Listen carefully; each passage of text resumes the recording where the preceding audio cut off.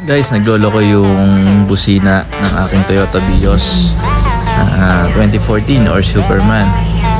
So pag nakasentro siya, wala siyang busina. Pag pinipihit mo siya ng pakaliwa or pakanan, minsan meron. So i-troubleshoot natin or magpapalit tayo ng clock spring na tawag.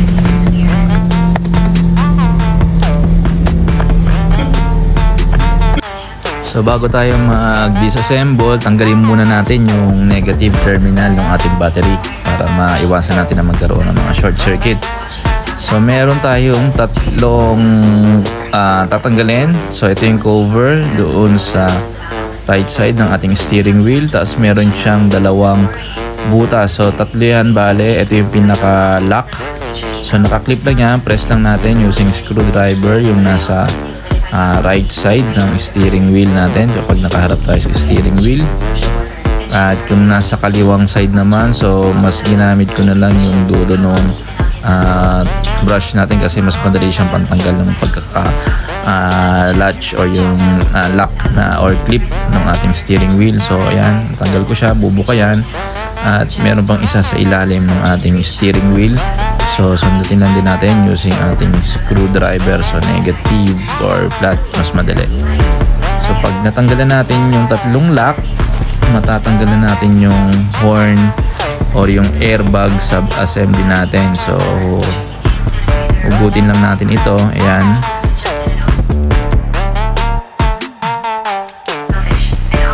Tatanggalin natin yung cable or wire na nakakonect doon sa ating airbag o yung horn sub-assembly natin. Yung isa yung black, yung negative o yung ground natin. Then yung nakakabit sa ating airbag, yung kulay yellow or orange na wire.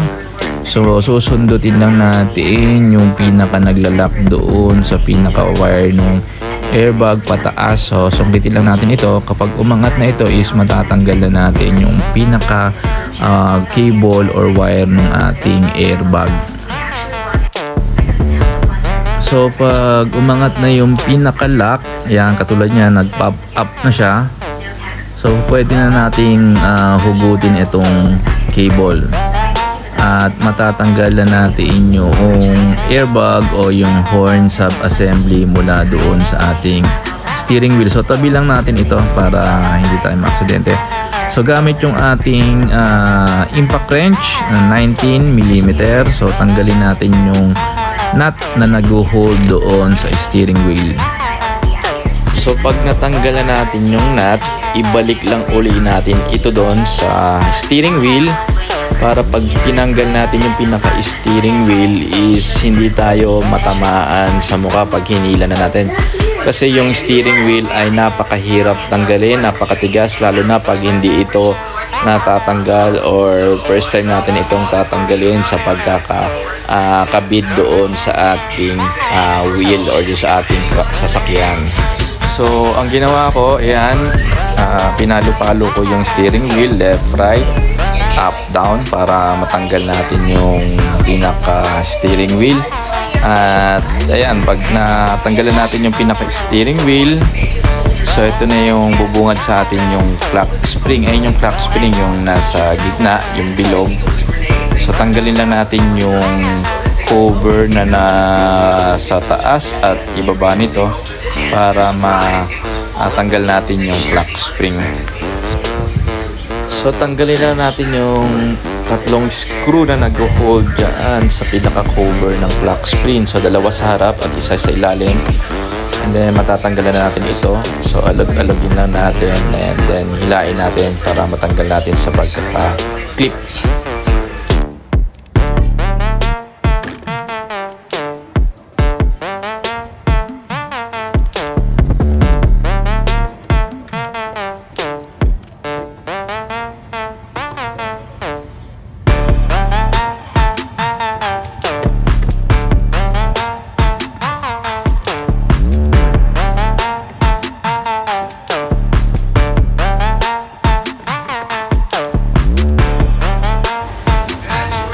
alisin natin yung socket na nakakabit sa clock spring, so yung white and then yung yellow para dun sa airbag. So meron niyang i-press para matanggal natin sa pagkakakabit. So pindutin lang natin ito.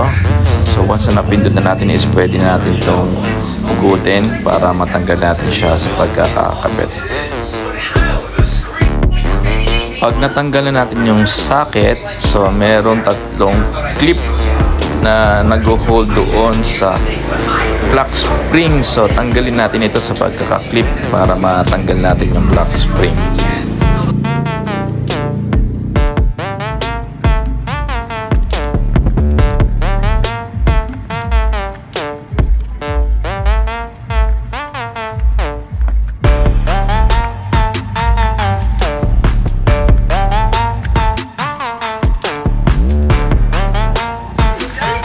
Let's go! Dali natin sa auto supply yung clock spring na tinanggal natin sa ating sasakyan para makabili tayo ng bago.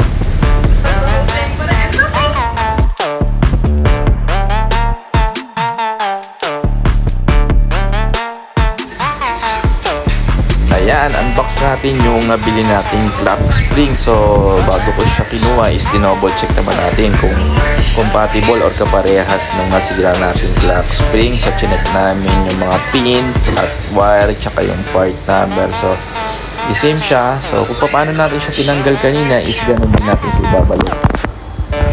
So, meron siya tatlong clip. So, taas, dalawa at sa dalawang gilid. So, ilak lang natin ito.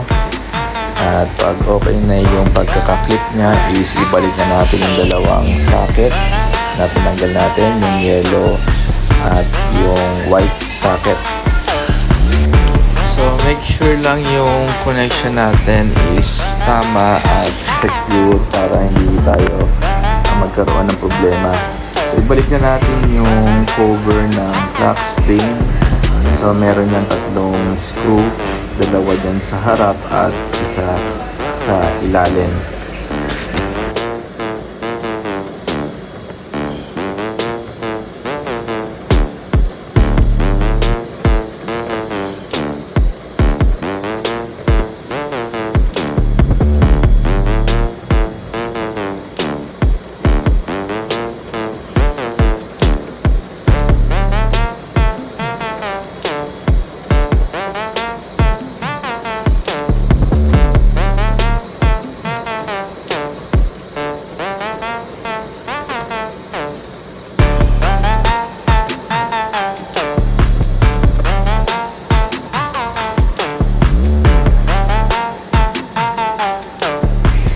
Isunod na nating ikabit yung steering wheel. So kung paano natin siya tinanggal kanina is ganun din natin siya ibabalik or ikakabit. So dapat nakasentro yung ating steering wheel. At kapag nakasentro na, ibalik natin yung mga cable o yung wire socket na nakakabit dyan sa ating clock spring. At ibalik na natin yung nut na nag-hold dito sa ating steering wheel. So hindi ko lang naipakita sa inyo pero ginamitan ko siya ng impact wrench para mahigpitan ito. At kapag okay na yung higpit ng ating steering wheel, is tanggalin na natin yung lock ng ating clock spring. So meron yung lock yung kulay orange para hindi ito gumagalaw pag ibinalik natin ito. Then isunod natin ikabit yung airbag o yung horn stop assembly natin. So yung black wire, yung kanyang ground at yung yellow wire o yung para doon sa connection ng airbag.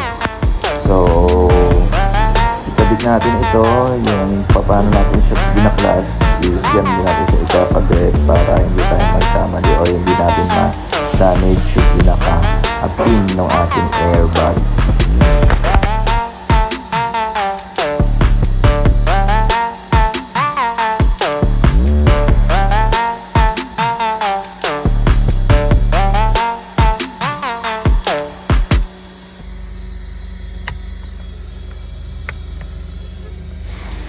Press lang natin yung horn sub assembly natin doon sa ating steering wheel para mag-lock.